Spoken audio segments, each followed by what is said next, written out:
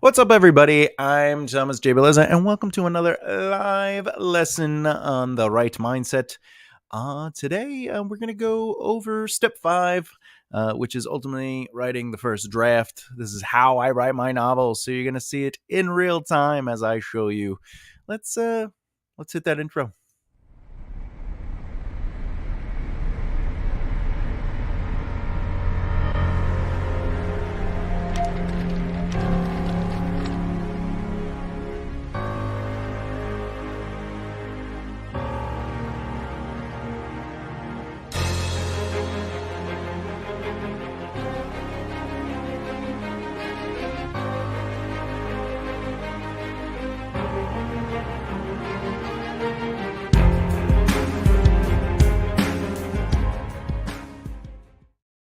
Oh, here we are. So, yeah, today's lesson, as you can see on the screen below, is how I write my novels. Step 5, writing my first draft. We're just going to see what the process looks like before we jump into it. If this is your first time here, you've been here for a while, and you like what you're hearing and seeing, please subscribe and hit that bell icon so you don't miss out. All right, let's get into it. Let's make it happen. All right, so first things first, same as the verse, you got to share that screen. Okay. Now, one of the big things that we've been working on, is this it? Yeah, okay, is ultimately, we've been doing outlines. So we did the short form outline, we did the extended outline, then I kind of build on it. So today we're actually going to write the first draft, and the way I do that is I'll copy everything I did for that chapter. So let's take all that. Say up to here. Okay. And we're going to go into the other form. And then I put it like this. Boom. Okay. Now, one thing's so there's a couple things I have going on here. I'll explain it in a second. Let's see. Times New Roman. All right. What's going on? Is that right? Okay. So if you're wondering, this is usually how a manuscript's made. So I always have my chapter set up like a traditional manuscript. That means I have 1 inch on all sides. If you're using Google Docs, you just go to you go to File, you go to Page Setup. Make sure all your margins are 1 inch, okay, and that your paper size 8.5 by 11. That's important. The other thing I do is I make sure you want your format to be double. So right off the bat, I gotta double all this. I gotta double this. I gotta double that. And then you want to use a sans or New Times Roman or any sans. I'm going to use New Times Romans, and you want it to be 12. The font size is 12. It's just traditional. And there you go. You usually want your chapter to be in the center. You could do it that way or this way. Either way is going to be okay. When it comes to an actual chapter, not for manuscript, but an actual chapter, you usually do that. Like you go down and you have this space there. But we're not going to do that today. All right. Okay. So let's do it. Let's get into it. If you have any questions, just ask. I'll be happy to answer. I like questions. So, chapter 1, she deserved more. Okay, and the first part is the old case apartment. So that's how I just know what it is. I don't really need to write that. The first beat is this. Let's put that like that. Let's put this here just so I have it close. Okay. Detective Roosevelt room enters an apartment that is shattered and destroyed. There are signs that this is a fairly new but already examined crime scene. So now I want to create that moment. All right. And it has to be in first person because it's noir thriller and he does a lot of like self-narration. All right.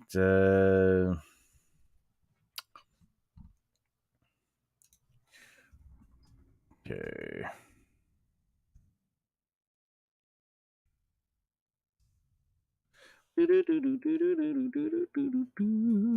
All right. So let's do this. Hmm.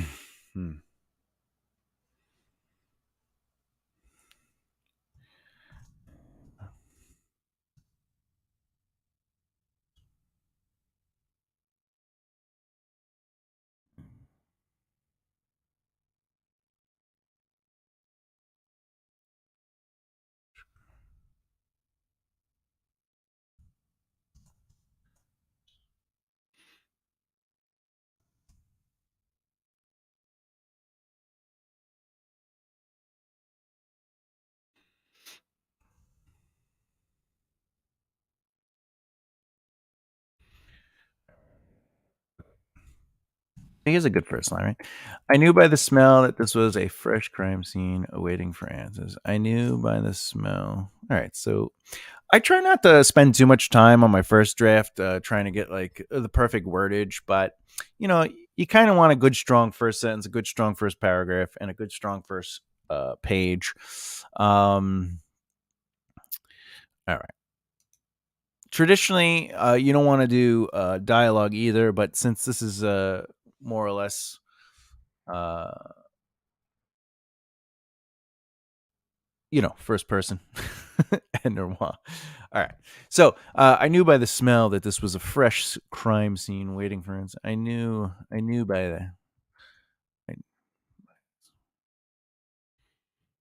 knew this-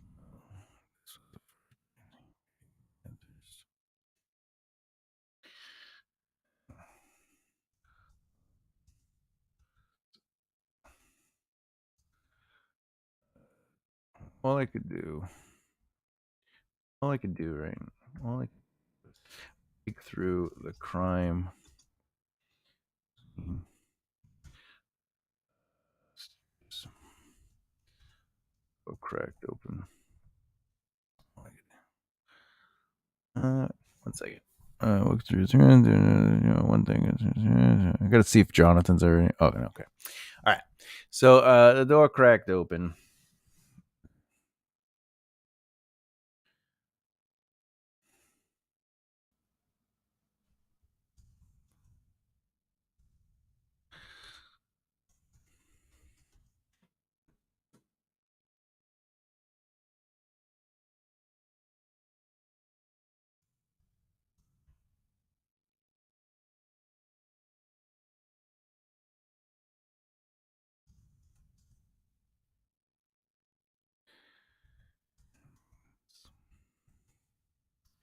Right. So what I'm doing here is because it's noir and it's first person, we're letting him kind of walk through the moment. He's recognizing the scene.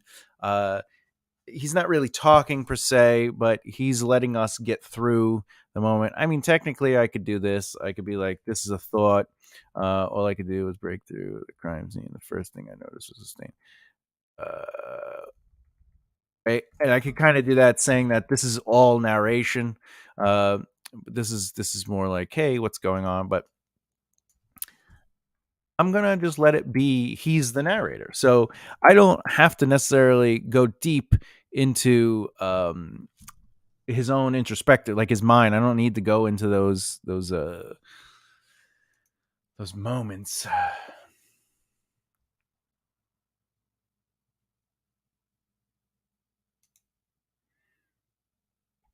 Okay.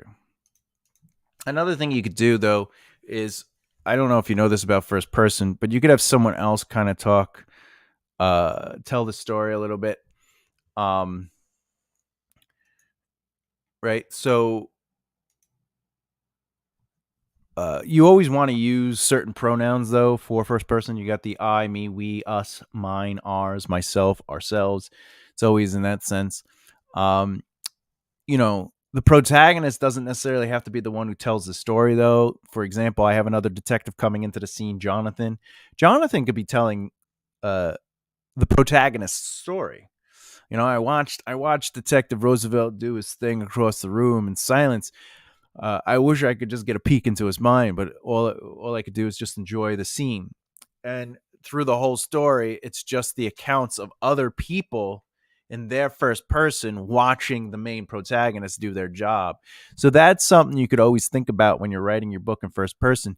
You don't necessarily have to write it in first person through your protagonist. You could write it from first person perspectives of other people just watching it happen. So a chapter could just be from someone's perspective watching the protagonist go through, in this case, solving a crime. Anyway.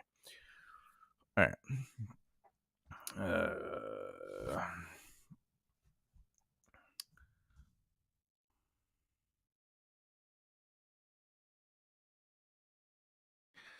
Okay. I knew by the smell that this was a fresh crime scene waiting for answers. All I could do was break through.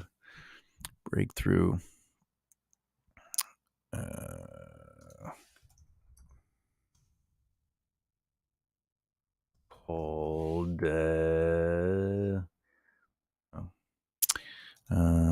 Through.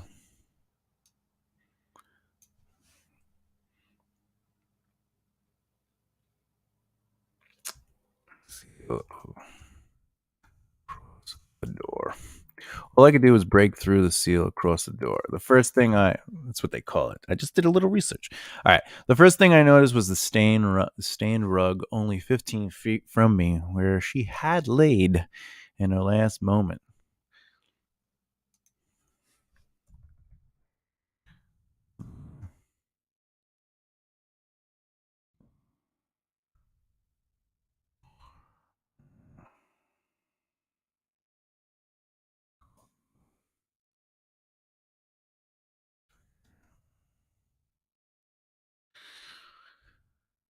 Lied beyond and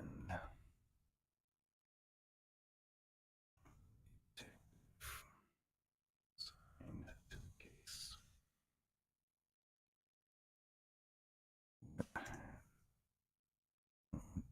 Nice. Okay. If anyone has questions while you're watching, feel free.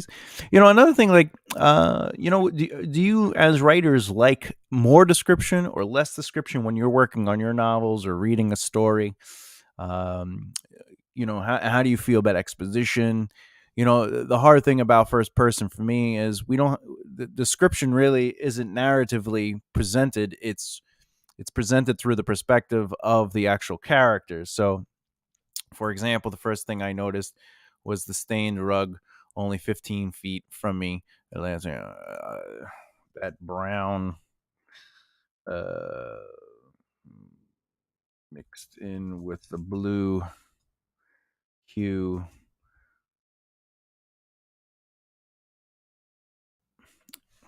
Okay, 1 second. That brown mixed with blue hue.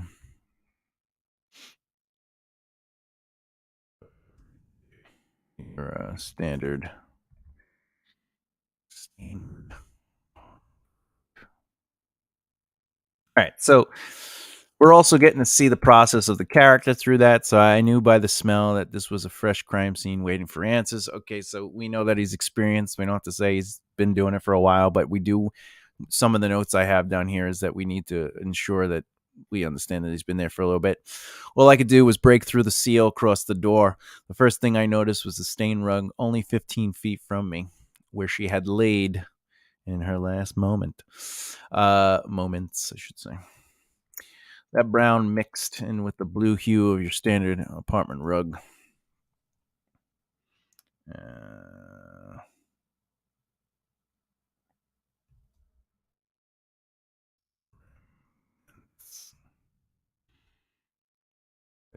Life cut short. So we're seeing that through their experience that this character has empathy. They're taking a note of the details and the situation, but we're also seeing their empathy through it, which also kind of fuels the "she deserved more" mentality of the chapter title. And if you've been watching the series and you've been following the other videos, the other character, Jonathan, one of the first things he says is she was a good-looking woman for her age. Like, his empathy is very limited. And then, his detective's response is, yeah, right. doesn't change what happened to it. So it's consistent. So before anyone even comes into the room, he's not performing for anyone at this point, and the good part about creating character traits and character moments is, there's three egos. There's, our self, by ourselves, our personal private ego, the way we look and feel and act to the world when no one's watching. Then we have our familiar ego, and then we have our stranger ego, basically how we act around our friends and family, and then how we act around people we don't know. So it's nice to see these quick little moments of a character reacting to the scene before anyone's there for them to quote unquote perform for. And the reliable narrator in this situation is, through their actions, their behavior, is telling me, all right, this character has empathy. I understand that already. This character has experience. I got that. And then nothing I've not seen before, but the precinct called me to figure out what lies beyond the dead end of the day. This is a pretty long sentence. I'm probably going to work that. So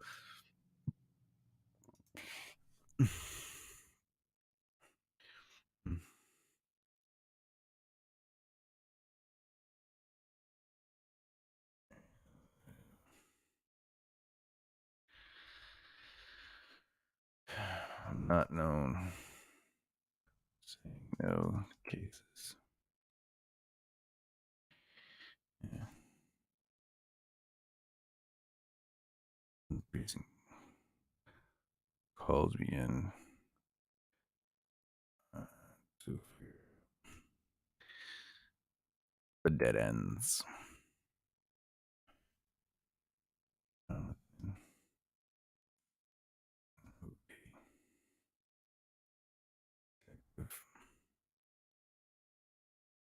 I could say this. The detective assigned to the case. Okay. Okay.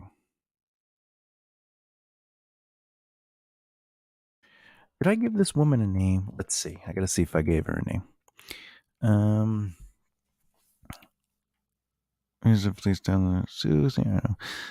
According, she was happy. X. I think I did. Sula. That's the other officer coming in. Sula. If I didn't, I guess I could just make a name. Who always like Sula? All right. Looks like I don't have a name for. Oh, Mr. Phobes. All right. So we know she's going to be a Mrs. Phobes. However, did I give her a first name? Did I give her a first name? I don't think I did. I think we're going to give her a first name. What do you think? Does anyone want to make up a name, or you want me to make up a name? You could feel free to jump in. Oh, you're talking about the wife beater. Yeah, that's later. All right, here we go.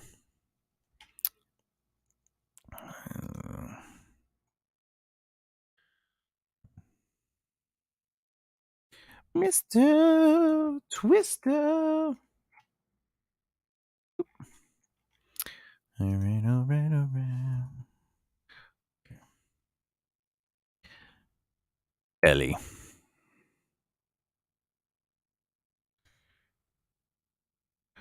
Another.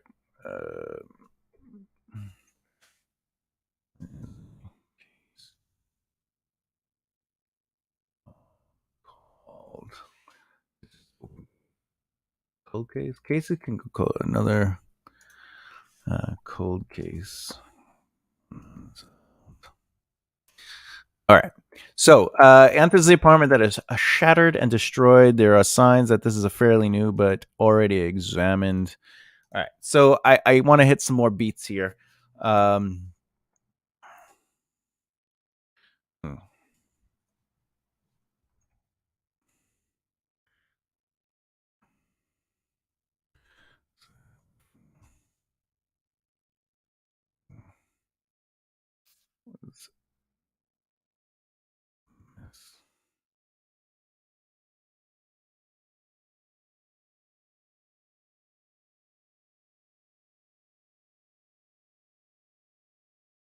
Okay.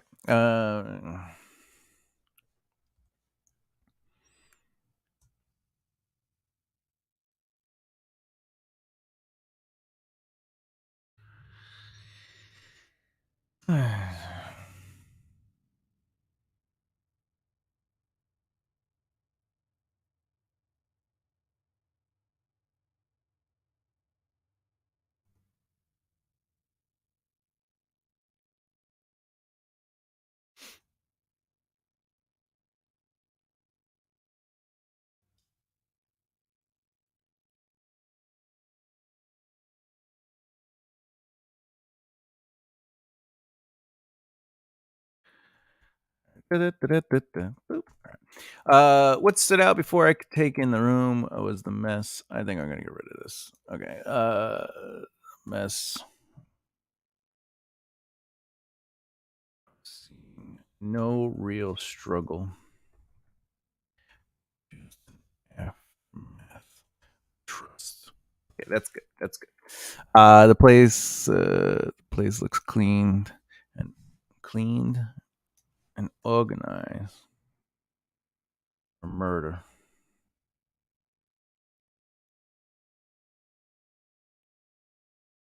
Mm-hmm.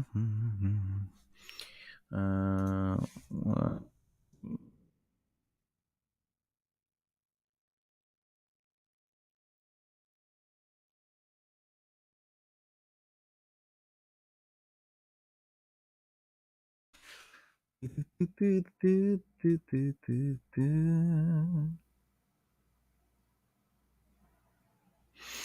All right.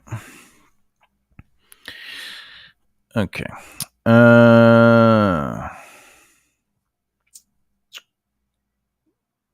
Okay.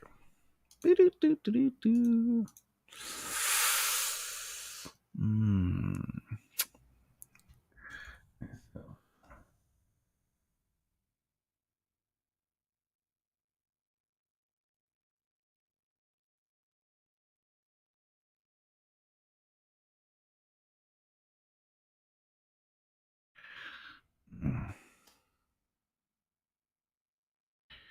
All right.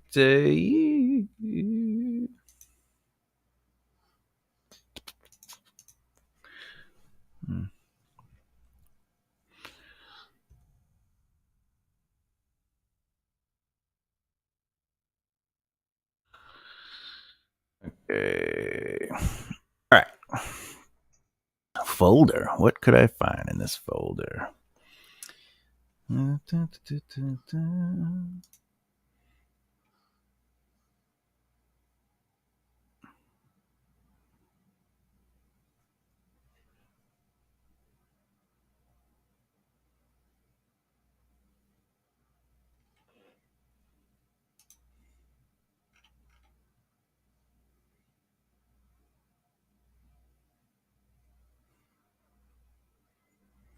I'm just reading some notes.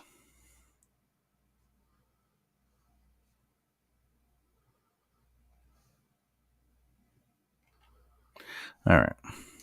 What can I find in this folder? Okay.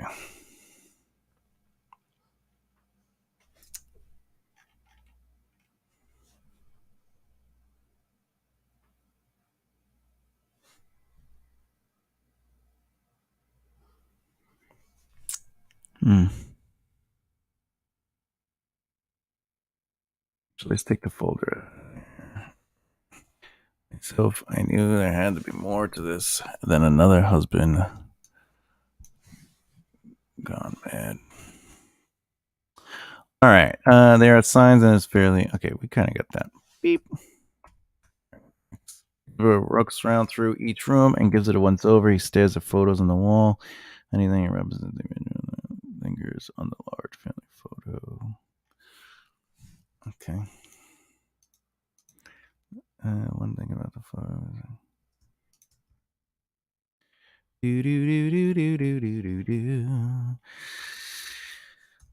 I like that I got some viewers. I guess you're just enjoying watching the process as I talk.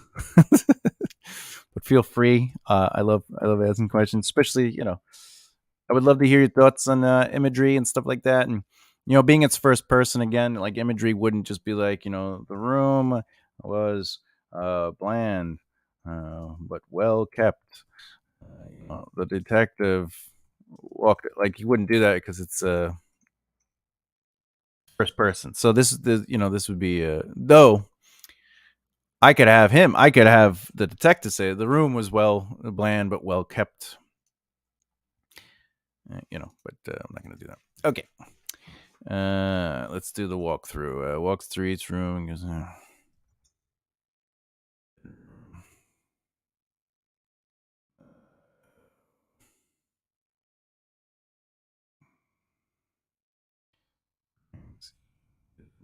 Ways.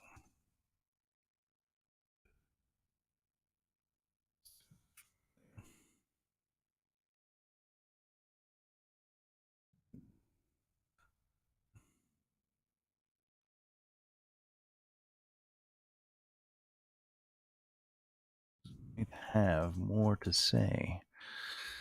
Bloodstain. All right. Okay.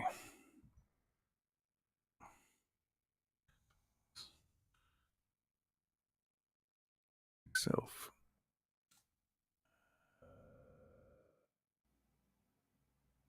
I find myself move instinctually without hesitation. That's where. That's where.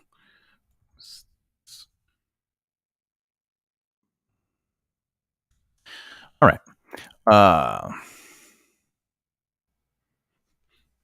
Okay.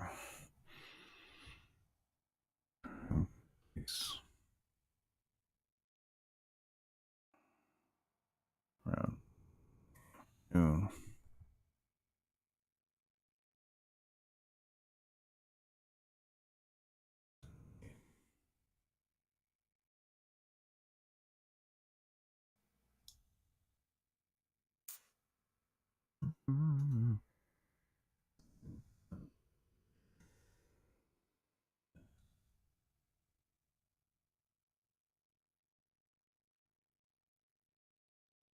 Okay.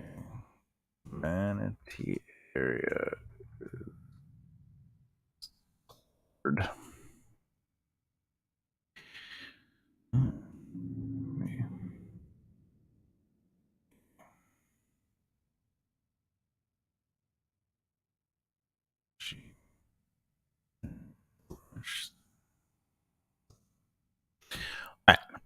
Again, I'm trying to show that he's like working through and processing things. He's looking at the rooms. He's noticing things out of place, or in this case, they're in place. The bed's a mess. Why was that weird? But if it's saying the murder took place around the after 1 in the afternoon, and then the vanity is kind of like a mess still. But what's interesting is the other part of the apartment is still kind of clean. So now we get to start. We don't want to speculate too much as a detective because you follow the facts. But was she in a rush, then held up? Like, we're trying to make sense of the motivation. We're trying to create the motivation to be in this situation. Why was she in this situation? Things like that. Okay. All right.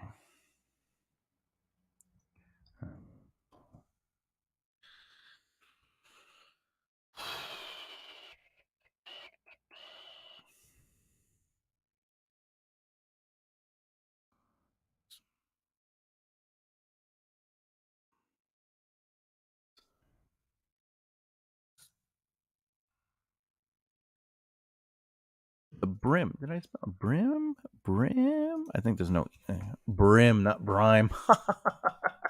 All great writers have great editors. It's okay to not spell correctly. Anyway, the closet was filled to the brim on both sides, still organized. Clear separation to their system.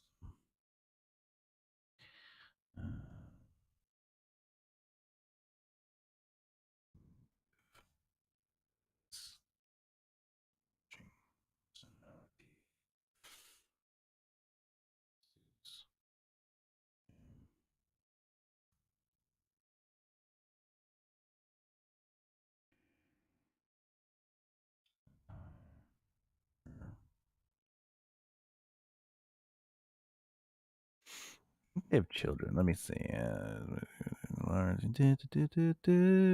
at the man and a young girl. Okay. All right.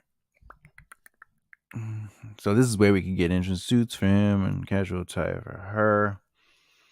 Need some drinkage.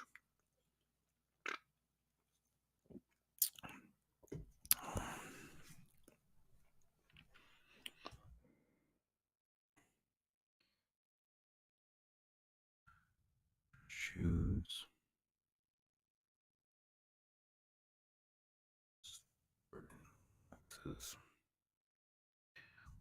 Hers.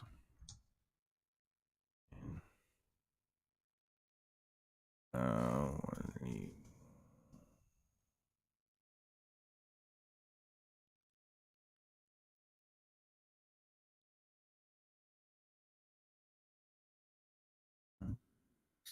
shoe cubbies.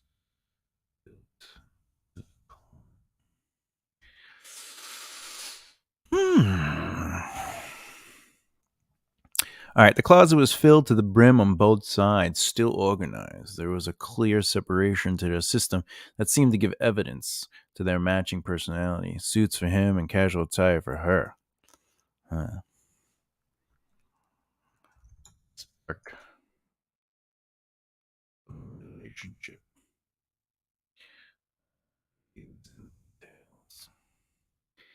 Dress shoes stored in the boxes with hers. Boxes with hers. With hers set in shoe cubbies built in the closet.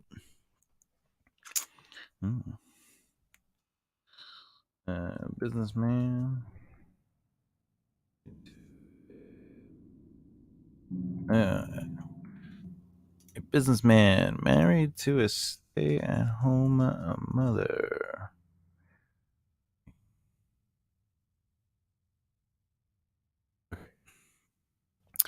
Let's see.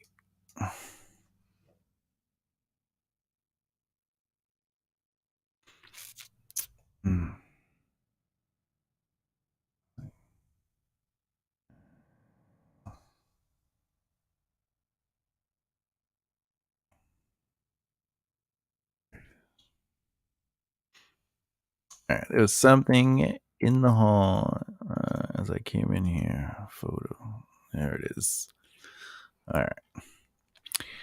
So,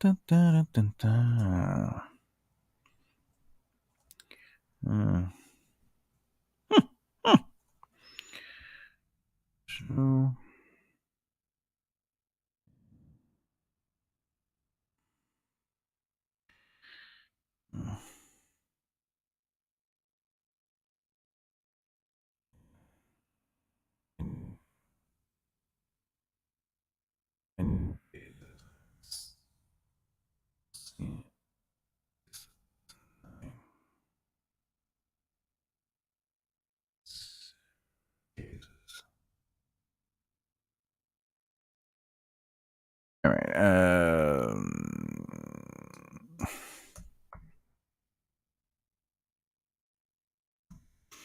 Okay. Any of the face? She's not smiling.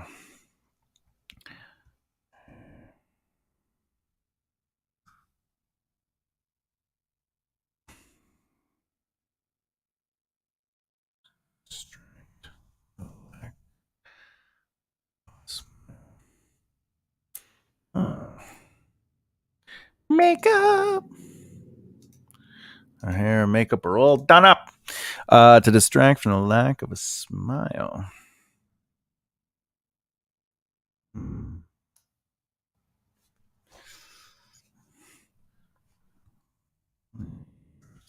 Part.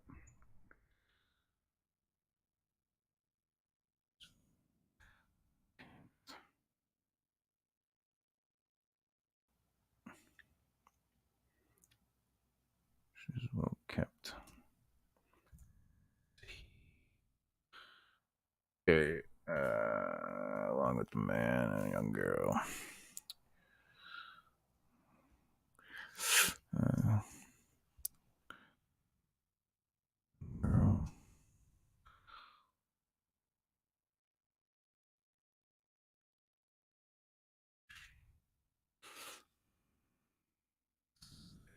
This is a one-bedroom apartment. This is a one-bedroom apartment. Here.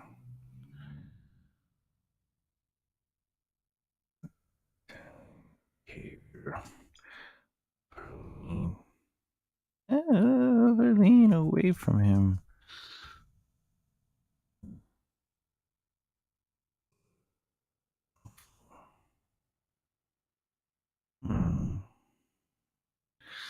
All right. Child. Okay.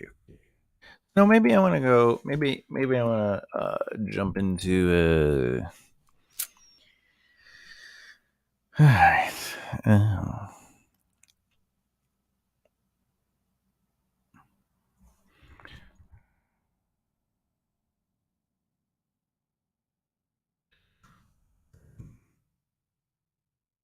In the picture, the child no longer around.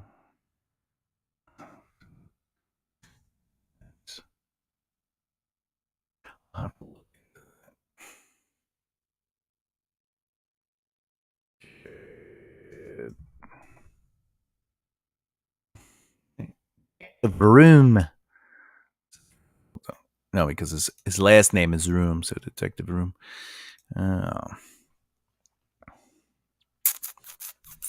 A child no longer. A child. Okay.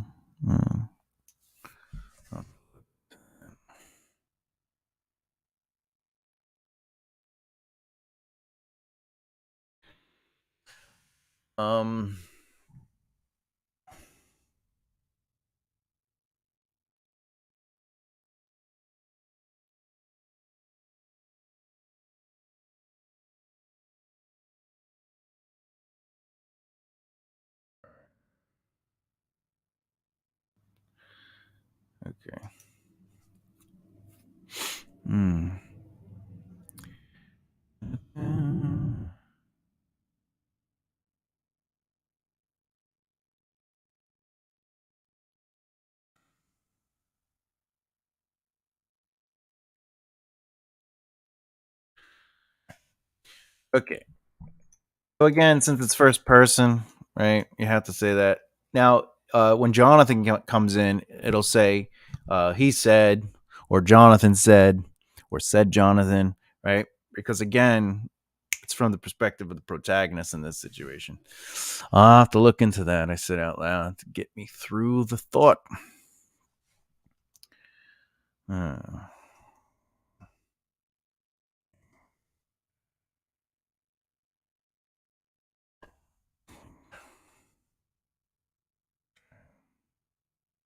All right, again, we're working through the character's empathy, the interest. We're showing some history because, it's traditional family. I've seen that face a dozen times, so Okay, she leans away from the image. We got that. Okay. We never know what's going to be there. Okay.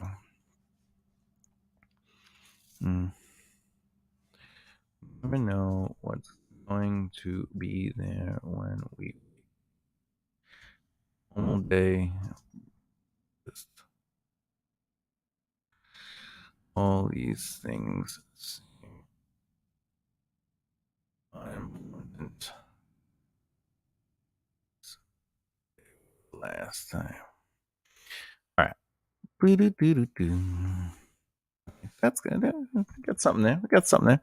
All right. I'll have to look into that. I said out loud to get me through the thought. Women dying is bad.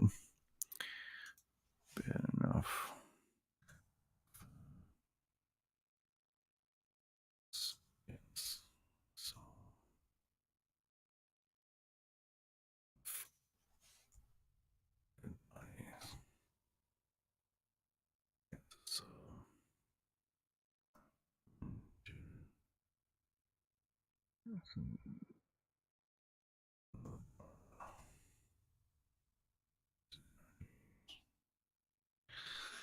Hate to think what happened to their child.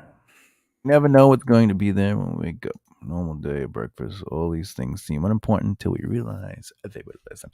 All right, so now we get to the next big beat, which is Jonathan arrives. So what I'm going to do, and how I usually do it, I'm actually going to move this down so it's closer.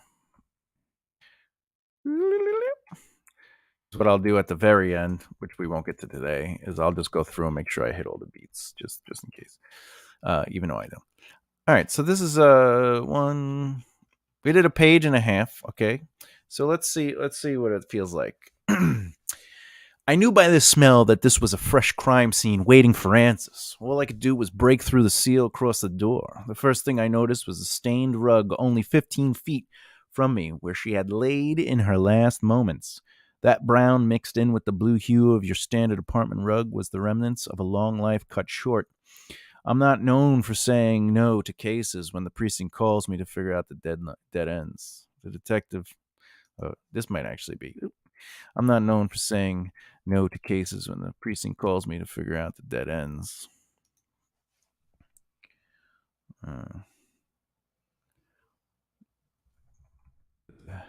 Hesitation too often.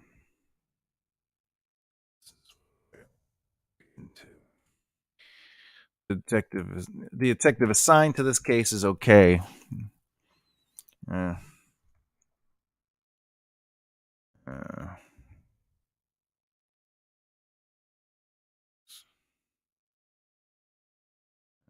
when not much.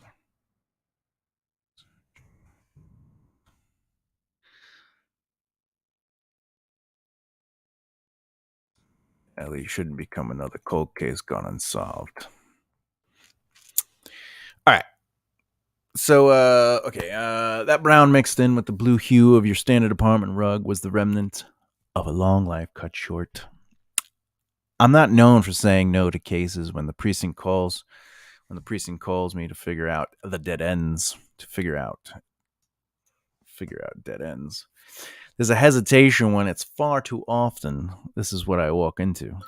The detective assigned to this case is okay when there's not much searching involved. Now, by the way, I'm setting up Jonathan, so I've already seated Jonathan that he's involved in this case, and that my detective room has been called into the case. What's nice is we haven't actually discovered the detective's name yet. We're just watching them and learning who they are before we even have their name. And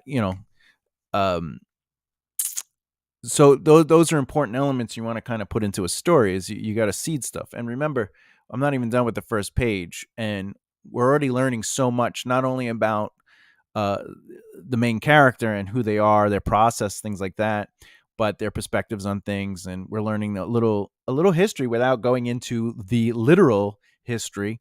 And more importantly, there's a vague but informative element to the presentation.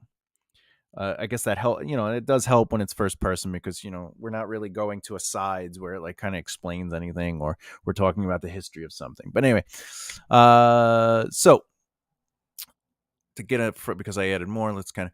I knew by the smell that this was a fresh crime scene waiting for answers. All I could do was break through the seal across the door.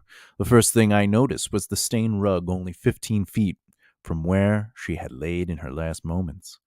That brown mixed in with the blue hue of your standard apartment rug was the remnants of a long life cut short. I'm not known for saying no to cases when the precinct calls me to figure out dead ends. There's a hesitation when it's far too often. This is what I walk into. The detective assigned to the case is okay when there's not much searching involved. Doesn't mean Ellie shouldn't become another cold case gone unsolved. What stood out before I could take in the room was the mess of seeing no real struggle, just an aftermath of trust. The place looks cleaned and organized for a murder.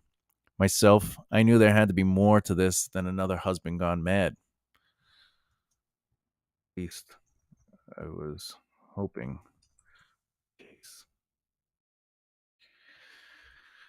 All right. At least I was hoping that's the case. All right. The crime scene isn't always the evidence when it comes to the familiar. If it was the husband, then the untouched rooms might have more to say than a blood stain. The bedroom is a place I'd find myself moving instinctively without hesitation. That's where mistakes can really happen.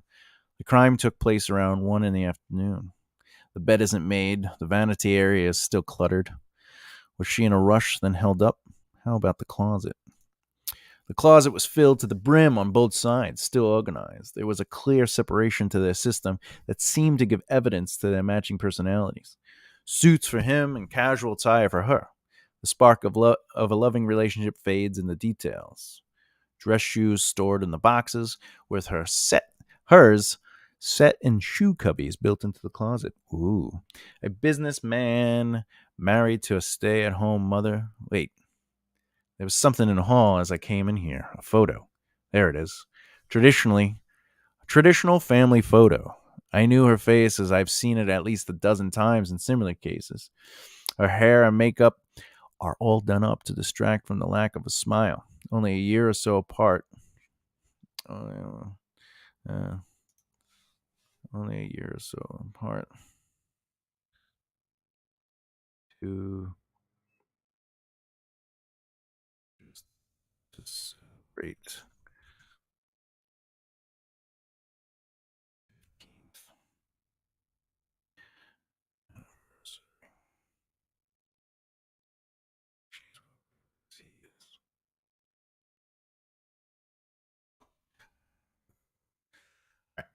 Her hair and makeup are all done up to distract from the lack of a smile. Only a year or so apart, the two were just about to celebrate their 15th anniversary.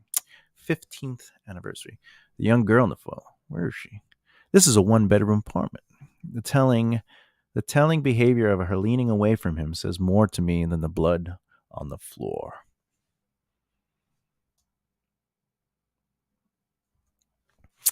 I'll have to look into that. I said out loud to get me through the thought. I said out loud to myself. Through the thought. Women dying is bad enough. Enough dead bodies will work against the soul. Women, children, that's another part of the heart that lingers in our dreams. I'd hate to think what happened to to their child. We never know what's going to be there when we wake up. A normal day, a breakfast, all these things seem unimportant until we realize they were the last time. All right. Oh, hey, Michael, what's up? Did you do a research on regarding policies, procedures for detectives? Honestly, while I'm writing now, the only time I work on this is when I'm sitting here live, and before when I was like I'm reading notes, it's because I did a quick searches for things, and I was indeed researching on the Google terminology and stuff like that, and like what procedures are, and you know, one of the big things about the first draft for me is to get the story out based on my outline. And during my outline, I'm also going to do research, because like if something comes up, I'll look at it. While I'm writing my first draft, I will also do pretty casual research. But then once I finish my first draft, which by the way probably won't be filled with like lots of description or lots of sensory movement, though it will be in there. The scenes won't be filled up. They'll just be the bare bones. And during the second draft, that's when I'll get to moments and say, how accurate is this? Because I have to add in the sensory. I have to add in some more description. I have to create a more immersive world in the second draft, because I have the bones. So the outline is the skeleton per se, and the first draft is putting that skeleton together so it makes sense, so it looks like something through story. And we start putting on the skin, and putting the muscles on the bones, and filling up the organs, right? So that's what the first draft is. The second draft is where we start dressing the body, putting makeup, brushing the hair, things like that, if you want to think of it that way, since we're talking about bodies and stuff like that in the story. And during that process, I will stop on a scene, and I will probably do a deep dive into it. I have the luck of actually being related to both patrol officers and detectives in my family. So, I could ask them directly. I could give them a scene and be like, hey, can you read over the scene and tell me if there's something missing, if I'm doing something outside the norm, things like that. Does the character feel like a third year detective, which means that they had to at least been a cop for whatever it was, 7 years, or I did the research for that when we were doing the outline. So those are things I will do. If I get to a part that I don't really understand, that's when you saw me kind of like look over, because I have 3 screens. So I have this screen, which is the studio that I'm doing the recording on. I have this screen where I'm writing, and then I have this screen where is my Google, and that's what I was doing when I was just kind of reading stuff. So if I feel I don't understand it on even a micro level, I'll do a quick search. But I do know that in time, I will have to check, because I'm not going to release something that isn't checked. It's like if I started talking, unless of course I'm writing about aliens and spaceships, going to Mars. I can write pretty much whatever I want, because it's already fake. Same thing with fantasy. As soon as you incorporate magic and dragons, yeah, we have physics. Like if someone falls off a dragon, they're going to hit the ground and die if they're up, 3,000 feet. But again, there's been cases of people skydiving and then they bounce twice and they get up and there's nothing wrong with them, which is crazy. But my point is, there's leeway in different genres. However, this is a thriller, noir / detective kind of story. But before we end, because we're getting close to the hour, I'd like to kind of go over what I did, and the goal. Is that a different color? Does that look like black? Weird. I think the color was weird. Okay. All right. So when I was writing, as you can see, I just took the beat, whatever the beat was. Even this. Well, I already erased that beat, but I took the beat and I just kind of let the story unfold from that beat. So again, when I work on my outlines, that's the plot. That's what needs to happen in the narrative. And then I take that plot and I'll expose it and allow the scene to be discovered through the story. And the story and the plot make the narrative. And one of your most important elements is this first sentence, followed by the first paragraph, followed by the first page. And what's a nice little technique that I used in this is vague but informative. So if you allow your first sentence to be just enough information but vague enough where I want to read the rest of that paragraph, I knew by the smell that this was a fresh crime scene waiting for answers. Well, we know it's a crime scene, but we don't know what kind of crime scene. We know there's a smell, there's a sensory element, and we knew that they are searching for answers. All I could do was break through the seal across the door. All right, so are they allowed to be there? Or are they, who are they? The first thing I noticed was the stained rug only 15 feet from me, where she had laid in her last moments. That brown mixed in with the blue hue of your standard apartment rug was the remnants of a long life cut short. So who is this person? And that leads us to the discovery of who our protagonist is, at least in a vague sense, but we still get it. I'm not known for saying no to cases when the precinct calls me to figure out dead ends. There's a hesitation when it's far too often. This is what I walk into. The detective assigned to the case is okay when there's so we know that they are at minimum somebody that works with the precinct. Are they a cop? Are they a detective themselves? Are they a private investigator? We know that they get called in for dead ends, that they work on cases that so this character has to have some sort of intellect or puzzle solving view that makes the precinct themselves pull them in, on top of another detective working the case. Now this character also knows that detective enough to be like, yeah, they're all right, but they're not good at searching, they're not good at doing anything crazy. And then we learn the victim's name, Ellie. Shouldn't become another cold case gone unsolved. So we're learning empathy. Okay. But we're also learning that, like, they've been doing this for a little bit, enough where, like, there's only so many times you could see a dead body before it's like, woo. And then we watch the process. So that's so important when writing your first page. Is you We start off with the vague but informative. Where are they entering? Then we want to kind of learn who they are. Again, you don't have to go into great detail. I don't have to be like, this is a detective. We could just kind of see, develop, and seed. Oh, by the end of the chapter, we're going to know who this character is. We're going to know that they're a detective. We're going to know that they work with a specific precinct. We're going to know that the other people know them. We're going to know that stuff, but we don't need to know that right away. Like, let it breathe. But my third beat is the process. So now we get to see their intellect. What stood out before I could take in the room was the mess of seeing no real struggle, just an aftermath of trust. The place looks clean and organized for a murder. Myself, I knew there had to be more to this than another husband gone mad. At least I was hoping that was the case. So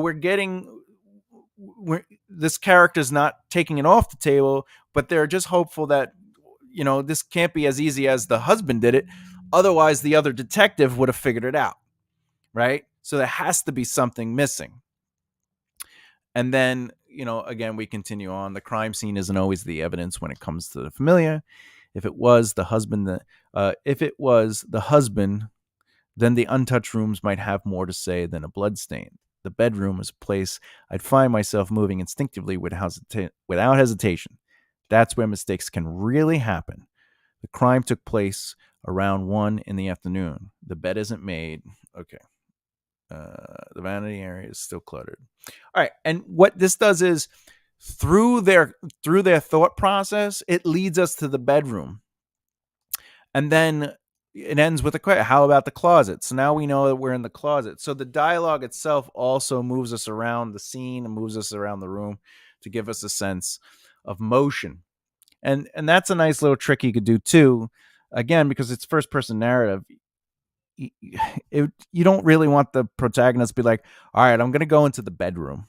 I'm walking into the bedroom.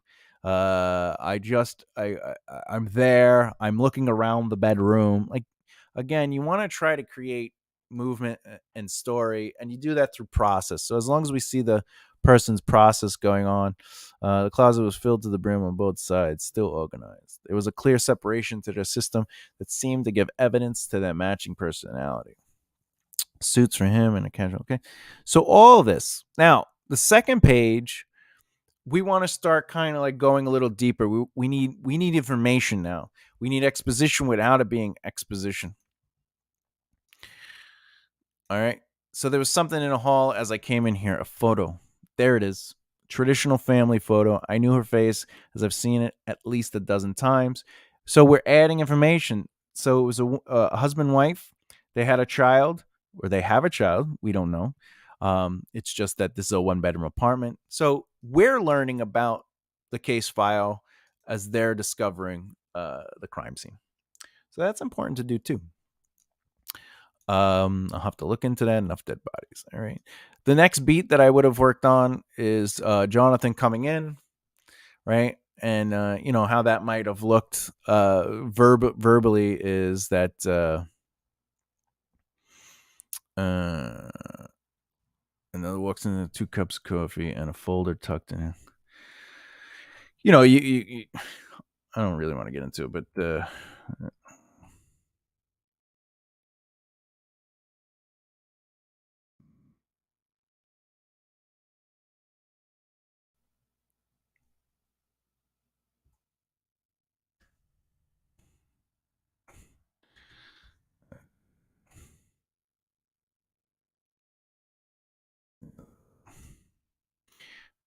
from the doorway. Hands were coffee, right? So I could do this. Right? I could say in his hands was 2 cups of coffee, or okay, yeah. Walks in a folder tucked. Okay. cream, 2 sugars. He handed me 2 cups.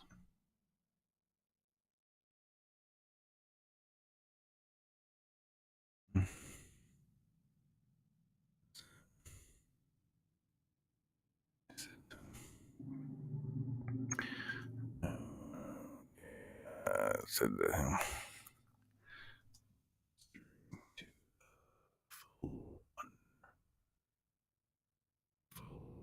tucked under his arm. All right. Hmm.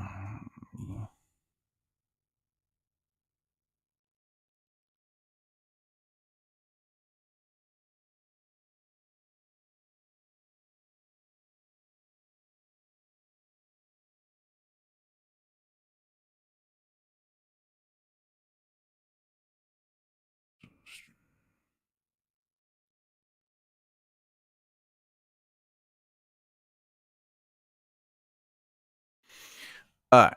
Okay.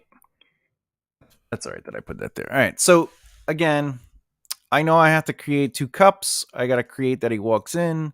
But again, instead of saying he walks in with 2 cups of coffee and a folder in his arm, I allow action and I allow interaction and movement to create a sense of discovery. You're here early, which is also telling of our main character. Jonathan said, I forget what his last name is. Did I give him a last name? I think I. No, that's officer. I didn't give him a. Said from the other doorway, cream 2 sugars. He handed me one of the 2 cups he brought in. What's that? I said to him, gesturing to the folder tucked under his arm.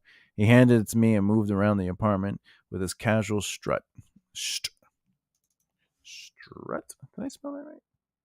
Strut. No, strut around the room. Yeah, to walk proud and gant. That was right. Okay. Anyway, all right. So I'm gonna end there, but so there you go. There's an example of taking just these plot beats and just I took this one right here, which is a sentence long, and I created this beat. So it took what is that? 1, 2, 3, 4, 5 sentences. So this one sentence became 5 sentences. All right. And sometimes that happens. Even this was one beat. Remember, this was just he comes into a room and we have to kind of see the room. That there's a murder. And that was it. That was one beat, right? And then I gave some like introspective personality to him and stuff like that. And you could do anything you want with the story. And that's the thing about outlining. Like sometimes, and by the way, there's nothing wrong with being a pantser, a gardener or whatever. But sometimes pantsers say, well, I like to see where the story goes. I don't want to be beholden to the outline. But the thing is, the the outline is just saying that these things have to happen, but how they unfold, you have the freedom to do in the development of the story. So as you expose the plot through the story, you create a full narrative. And the thing is, just because this has to happen doesn't mean that this is all I can write.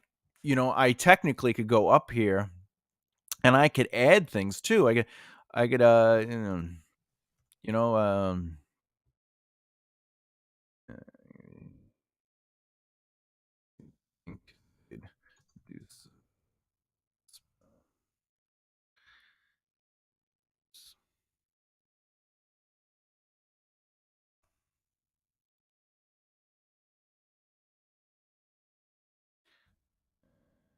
then that's it. Right. I ignored continued read through the updated file. All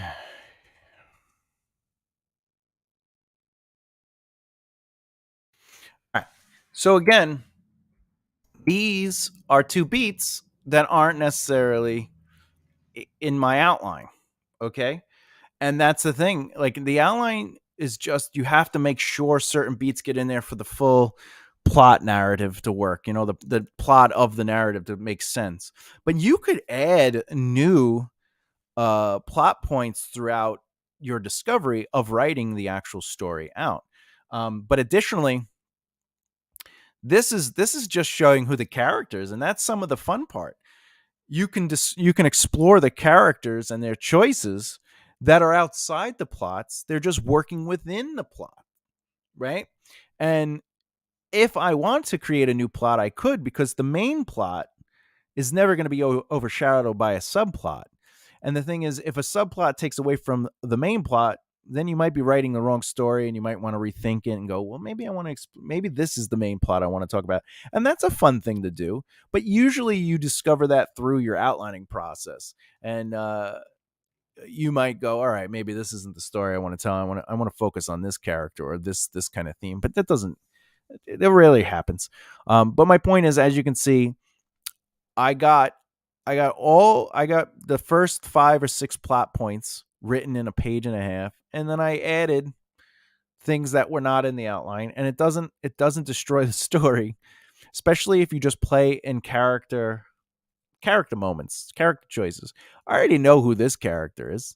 We already know who that character is by the way the detective, Detective Roosevelt, is talking.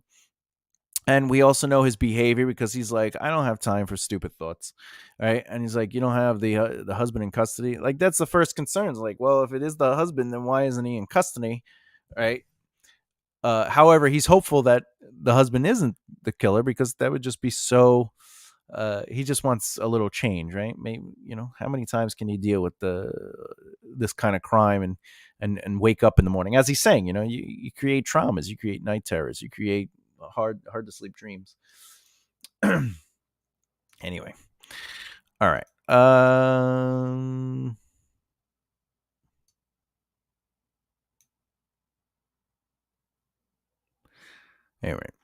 Anyway, okay. Any questions before I go? Do you have any thoughts, ideas? Bloop. Can you see what I'm writing when it's like that? You can, but it's kind of still small. I don't like that. Anyway, there you go. Oh, boop. How long do you think it will take to become a finished product? This particular story, probably forever, since I'm only working on it one day every 2 weeks on this live session. However, I actually track my writing. I have a system that I created that actually, if you want, I'll show it to you. I'll show you the outline, the template of it. All right. So what I do is, and I'll tell you how long it'll take to do a thing. But so I'll write the date, whatever. Like today's Saturday, so it's 05/06/23, right? And so let's say I worked on this for 60 minutes, and then how many words did I do? Let's see.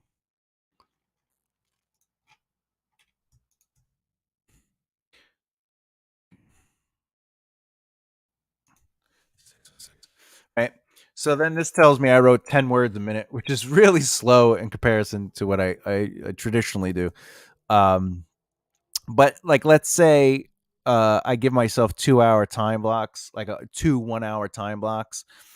According to this, if I'm instructing, I would pretty much get 1,212 words written in a day, which let's say that's the average. I worked 2 hours. All right.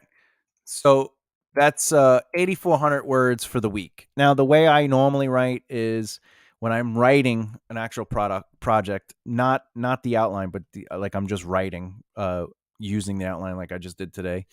I'll do 2 1-hour blocks, and on average, I'll get 3,000 words done, and I do that every day because I write. I don't have a day job. Like I'm. This is what I do. So I get 21,000 words. So if you want to do the math, if I know, this is another thing. Like usually, if you do the outline and then you add it all up, and then you multiply it by a markup of 131%, usually that's what it's going to be. Like altogether, like that's the final word count. And once you figure that out, you can do your math. So let's say this is a noir book. I'm going to try to keep the chapters at 3,000 words around. And so 3,000 times 27 chapters, I think, is 81,000. Yeah, so it's 81,000. Can't see that here. All right. So 81,000 divided by 3,000. It's going to take me approximately 27 days to write the first draft. All right. Let's just round that up to 30 days, right? So it'll take me a month to write a first draft for 81,000 words on average. Then from there, I take a break. I take anywhere from 2 weeks to a month off because I kind of want to forget the project, because when I go back to reread it, I don't want to have such a fresh perspective of it, which will take away from my editing or even like analyzing it, because I'll have this biased understanding of this process and of the writing and of the character. So I like to kind of almost excuse myself of it. And what happened here? Format. 1 second. I have whatchamacallit? OCD. All right. Okay. Anyway, so if 81,000 words takes me about a month, then I'll take another month off. So that's 2 months. Then I'll come back for the second draft. And the way I do my second draft is first I read through it and add, and that takes me about half the time, maybe 3/4 of the time. So another, I would say like a half a month or a third of a month. But if you just want to round up, it's 3 months for the second draft. At that point, I will send it to my alpha readers, and however long it takes them to read the book, it takes them. And what I do is I'll give them, like, I'll either say, "Can you read a chapter a week?" And then, like, on the weekend, we'll discuss, what you read, and we'll talk about it. I'll take notes. So that's 27 chapters. That's 27 weeks. What is that? It's almost half a year. So that's another 6 months. And then I take all the notes and I usually have 3 alpha readers. So I'll take all the notes and I'll edit, I'll rewrite, or I'll go through the book and I'll fix and clean up things. And that might take me another month. So that's 6, 7, 8, 9, 10. It's 10 months. And then I do beta readers. And beta readers, just to be clear, alpha readers are technical readers. They read and make sure that plots are completed, that characters are consistent, that there's conflict, or if there is conflict, there's sense of resolve. They're looking at the technical aspect. So usually I get writers to read for my alpha readers, and then I get fans of the genre to read for the beta reader, because they're just the audience quality control. Did they like the experience? Did they like to read? In a noir, did you figure it out before the character figured it out? Was it too confusing? Was it believable? What characters did you like? What characters you didn't like? And at the end of that, I'll actually do a more aggressive read with beta readers. I'll break it up and I'll say, listen, since they're short chapters, is there a chance that you can, get 3 chapters read by the end of the week, and then Saturday, and usually they can, and that takes 2 months. And then I take all their information and I'll go through and adjust where I have to. And at that point, I consider the book done on my end as far as being a writer. and then I send it to an editor. So you have to have your copy editor and your proofreader and stuff like that. Because I'm a developmental editor, so I don't need that. I just need I do that. So, uh, but the copy editing and the proofreading and all that, that's important. And so it takes about a year from a book, uh, from when I finished the outline to I finished the book. Let's see. How do you find these people? Uh, let me do this. Boop. How do I find these people? I find it more like Stephen. Nobody wants to read you. Okay, so Michael, the way I do it is I follow the same formula I used when I was in the music industry. Is the same formula that got me into the comedy industry. The same formula that got me into the world of entertainment, like movies and television, and getting to write in that world. Is you have to build your circle of influence, and your circle of influence aren't people that are going to influence your career. They're people that influence you, and then you influence them. You create better habits, and you help one another by inspiring and motivating, and by getting involved and making it a team sport instead of an individual sport. You end up meeting really great people through the process. uh, Writing is not a lonely sport. It's lonely when we believe it is, but the true value of being a great writer is the people you surround yourself with. And if you look at any successful writer, Brandon Sanderson as a great example, not only did he go to school with some of the writers that are successful around him, but he maintained friendships and grew new friendships, and his alpha readers are these people, are successful writers. And the same thing with Stephen King, and R.R. Martin also talks about that. And you just have to kind of make a conscious decision to be more involved in your industry. And for us writers, you might say, well, how do I get involved? Right? Maybe that's your next question. And if you're going to use social media, be supportive of others. If you see them struggling, reach out to them, or just inspire them, give them some hope, encourage them. If they're looking for beta readers, like if you see someone, you go, oh, you know what? Let me beta read for you. And now you just did something great for somebody. And if you do a good job and don't half-ass it, then when it's time for you to you needing a beta reader, now you have somebody. But the real secret, like you see Jonathan on here all the time. Jonathan and we became friends just from interacting on social media. And then, I had him on my show. He had me on his show. I had him on my show. Right. We're just back and forth.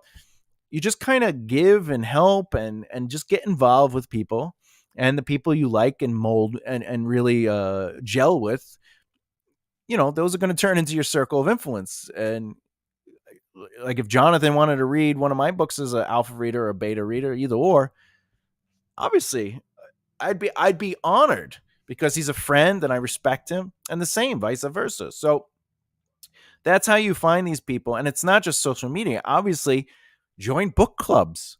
Join a book club. What do you mean? Well, writers love books, and you could even find a local writing club, or start one, and just tell people, hey, each week we're just gonna we're gonna write on our own, and then on Saturday we get together, or Sunday, because you don't want to miss my live lessons. I'm just kidding. So on Saturday or Sunday or whenever, you say, hey, we'll get together, and we'll critique each other's paper, chapter or work, or we'll hold each other accountable, but we'll meet physically in person or through video, whatever the case may be. And now you're building relationships with fellow writers, and you don't even have to read stuff sometimes. You just go, hey, did you hit your your 2,000 words this week? Did you hit, were you able to finish your first chapter? What are you having trouble with? And why don't you talk to the group, and we'll give you feedback. It's things like that that help you find these people.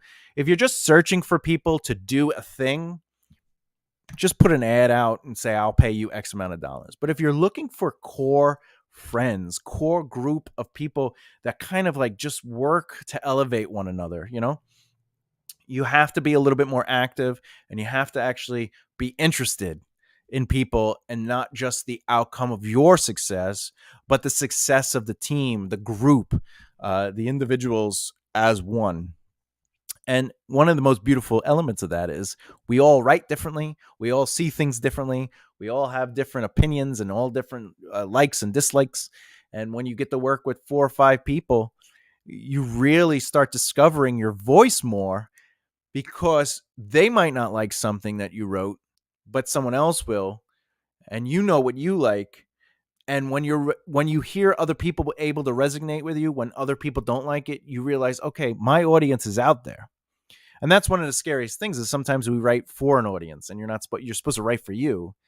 And when someone likes it and someone doesn't like it, it's telling you the reality of it. There are people who are going to like it and people who aren't. So just keep doing you and allow your voice to shine through. And that's what working with other people does. It helps build that confidence. And I have a writing team I work with, and but I also have clients. So, what I do with clients is I do the developmental editing. I help them basically build their outline and make sense of everything they do. And so I'll sit there with them on a Sunday or a Tuesday or whenever, and I sit there and we talk it over, we listen to it.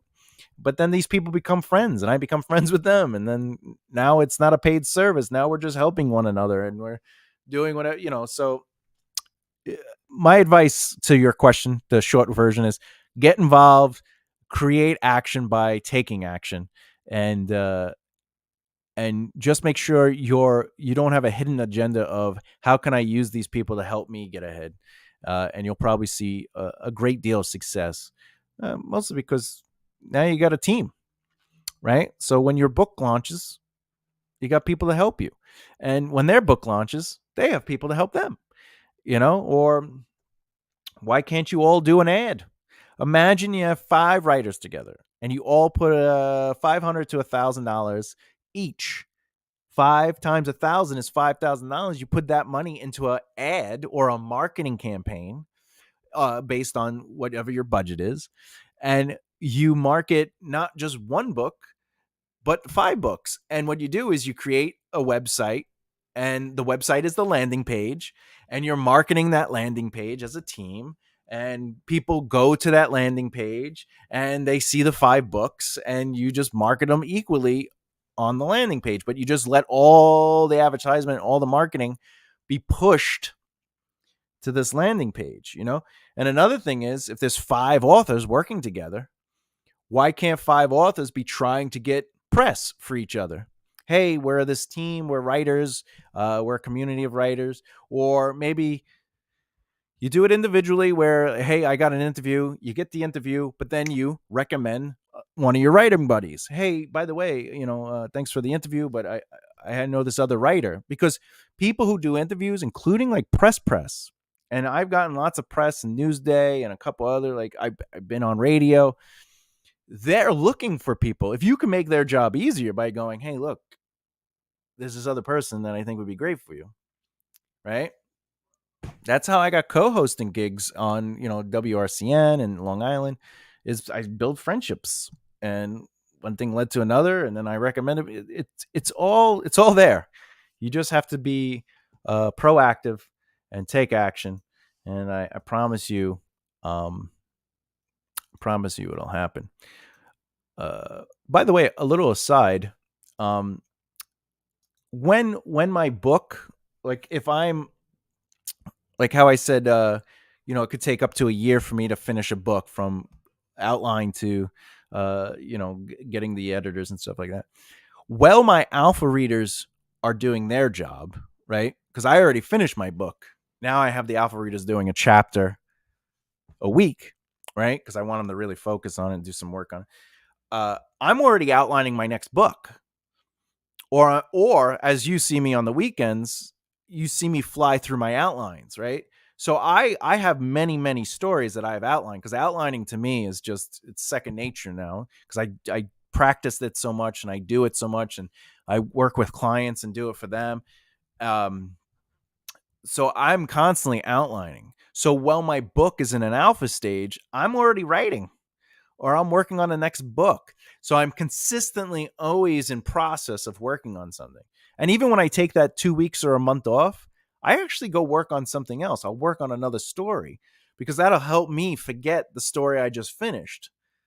And that's how to be, proactive as a writer. And not every writer, like my 8 hours of work is I work on my author career. I do writing, I do consulting, I do my YouTube channel as I'm doing. I do my house chores, whatever. I take care of my pupper, my little puppy, who's actually 9 this month. So I guess he's a big pup. So even though I have 8 hours, I still only have my 2 hours of writing. And sometimes I'll do an hour of writing at the beginning of my day, and then I do like an hour of writing at the end of my day, just so like I could get a fresh full hour and I don't just do 2 hours in a row. But not everyone has that advantage. And so you have to kind of figure out your schedule. Instead of doing an hour, maybe you do 15 minutes or 30 minutes or whatever. It's not how much time you dedicate per day. It's that you dedicate time per day to your career beyond just writing, I guess is also important too. But as an author, as I also write script, like I work on scripts and stuff like that. You have to kind of manage your time in a way that makes sense, so you're consistently working, and not just on your writing, right? But making sure that there's something that will pay off. Like, again, I tell people all the time, I go, write a book and then put it in the closet. It won't sell until you say, hey, I have a book. Or until you market it correctly, until you start building your friendships and your network, until you start creating a presence, until you start getting involved in the industry. Now you're generating interest, and that's part of your job. Like, writing is the easy thing. That's what we're writers. We could just write. And that's why I only dedicate 2 hours a day to writing. And then I dedicate the rest of the time to my career, to maintaining that career and maintaining my presence. Because just because I get hired to write or develop doesn't mean the work is going to come. Like, I have to be present. There's a company that hires me consistently to write like monologue scenes for their clients. But, if I don't talk to them, they go to another writer because it's I live by, when in doubt, reach out. You gotta be present to be, be seen, be present. Like, so there's mantras I live by, when in doubt, reach out. You gotta be seen to be present, right? Or be present, be seen, whatever. And it's things like that create movement. So, like, for example, Michael, you're listening to the show. You probably have a friend that if you see them, you talk to them. But if you don't see them, it doesn't mean you don't like them. It just means your brain is busy doing other things. But if they call up or text you, you respond and you're like, oh, it's my friend. It's my good friend, right?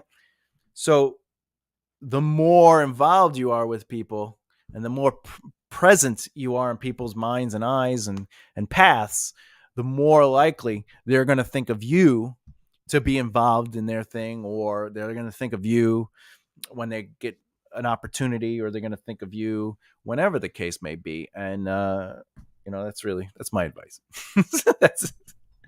That was long-winded. I apologize, but hopefully that kind of inspired you guys and you people, and got you thinking. I'm gonna get a little drink here. All right, I guess with that said, final thought. I just did a final thought. Be consistent. No, a final thought on the whole writing process. Oh, Michael, you're very welcome. I love answering questions. I believe that knowledge is power, and that knowledge should be shared, because the more we all know, the better it is, right? But my final thought on the process of what I did today is, when you're taking your outline, your extended outline, and you're starting your first draft, remember, just because it's a single plot point, a sentence, a thought, a word, doesn't mean that's the thing that you're writing. The story is how you unfold that plot point until you develop and discover what it is you're trying to say in the narrative. Now, the important lesson to understand is Let what you write through the story be the discovery of what the characters go through. And that allows your reader to become emotionally involved in their process. I guess that's it. All right, everyone. I'm here every Saturday live. There's a video every Tuesday and every Thursday. That's a lesson. And every other Thursday is an interview with a writer or writers. So, as always, keep developing the right mindset. I'll see you later. Thank you so much. Much love and appreciation for the support. Bye.